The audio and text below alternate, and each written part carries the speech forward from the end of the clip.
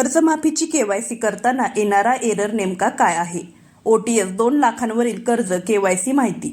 पुण्यश्लोक अहिल्यादेवी होळकर शेतकरी कर्जमुक्ती योजना 2026 पात्र लाभार्थ्यांच्या याद्या प्रकाशित करण्यात आलेल्या आहेत व केवायसीची प्रक्रिया सुरू झालेली आहे.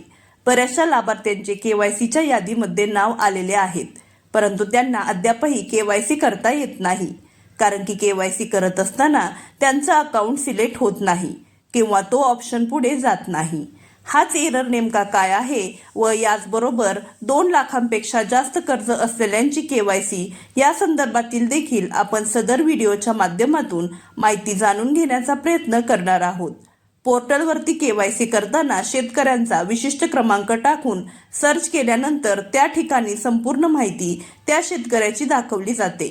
परंतु माहिती दाखवल्यानंतर ज्या वेळेस त्या शेतकऱ्याचे अकाउंट यामध्ये एंटर करून सर्च केले की केवायसी करण्यासाठी सिलेक्ट केले जात नाही. म्हणजे जो काही विशिष्ट क्रमांक आहे त्याच्या बाजूचा बॉक्स हा टिक होत नाही किंवा तो टिक झाल्यानंतर पुढे त्याच्यामध्ये कुठलाही ऑप्शन दाखवला जात नाही. याचे कारण वरती दिलेल्या सूचनेमध्ये दिलेले आहे. Farmer ID not present in system, kindly register for AgriStack and proceed. म्हणजेच त्याचा अर्थ असा आहे की ॲग्रीस्टॅक फार्मर ID हा या विशिष्ट क्रमांकासोबत जोडलेला नाही. अर्थात ॲग्रीस्टॅक फार्मर ID बंधनकारक आहे. अनेक जणांचे फार्मर ID अपुऱ्या स्वरूपात बनलेले आहेत, ते व्हेरीफाय झालेले नाहीत, त्याच्यामध्ये मोबाईल नंबर लिंक नाही. त्यामुळे अशा परिस्थितीमध्ये आपला फार्मर ID एक वेळेस लॉग इन करून चेक करा. ॲग्रीस्टॅकच्या पोर्टलवरती आपला जो मोबाईल नंबर दिलेला आहे तो मोबाईल नंबर व पासवर्ड नसेल तर पासवर्ड सेट करून लॉग इन करून चेक करायचे आहे. जर फार्मर ID व्यवस्थित असेल तर आपल्याला हा फार्मर ID ताबडतोब बँकेत द्यायचा आहे. बँकेच्या लॉग इनमधून फार्मर ID ताबडतोब जोडला जाईल व त्यावेळेस त्या शेतकऱ्याला आपली केवायसी करता येणार आहे. जर फार्मर ID नसेल तर शेतकरी कर्जमाफीपासून वंचित राहणार आहे का? तर नाही.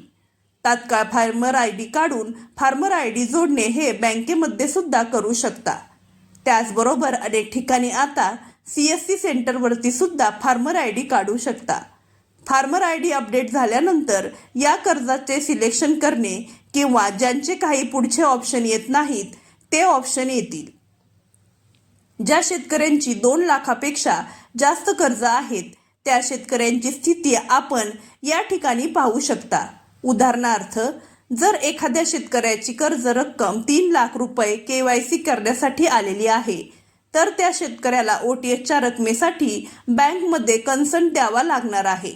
ते OTSसाठी तुमचा फॉर्म घेतील, तुमची OTSची पुढची प्रक्रिया पार पाडतील व ज्या वेळेस तुमच्या OTSची रक्कम मायनस होऊन खालील शिल्लक रक्कम जाईल त्यावेळेस ती रक्कम तुमच्या कर्ज खात्यामध्ये जमा करण्यात येईल. अशाच नवनवीन व महत्त्वपूर्ण माहितीसाठी आपल्या चॅनलला सबस्क्राईब करा.